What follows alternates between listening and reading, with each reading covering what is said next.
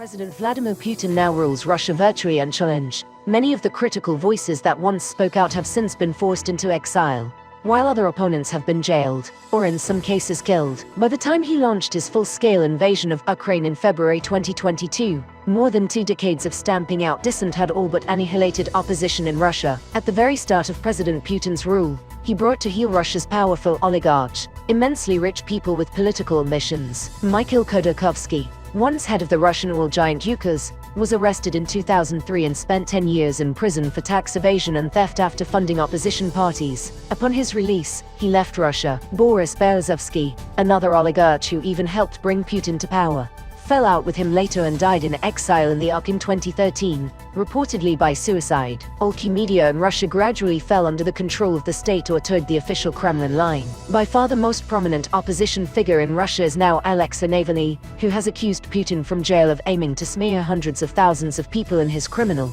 aggressive war. In August 2020, Navalny was poisoned with Novichok, a military-grade nerve agent, while on a trip to Siberia. The attack nearly killed him, and he had to be flown to Germany for treatment. His return to Russia in January 2021 briefly galvanized opposition protesters, but he was immediately arrested for fraud and contempt of court. He is now serving 9 years in prison, and was the focus of an Oscar-winning documentary. In the 2010s, Navalny was actively involved in mass anti-government rallies, and the many exposes by Navalny's main political vehicle, the Anti-Corruption Foundation have attracted millions of views online. In 2021, the foundation was outlawed as extremist, and Navalny has repeatedly dismissed allegations of corruption as politically motivated. Many of his associates have come under pressure from security services, and some have fled abroad, including former FK head Ivan Shtanov, former top lawyer Lyubov Sobol, and most, if not all, of the heads of the extended network of Navalny's offices across Russia. Navalny's right-hand man Leonid Volkov left Russia when a money laundering case was launched against him in 2019. Another key Putin critic behind Russian bars is Ilya Yashin,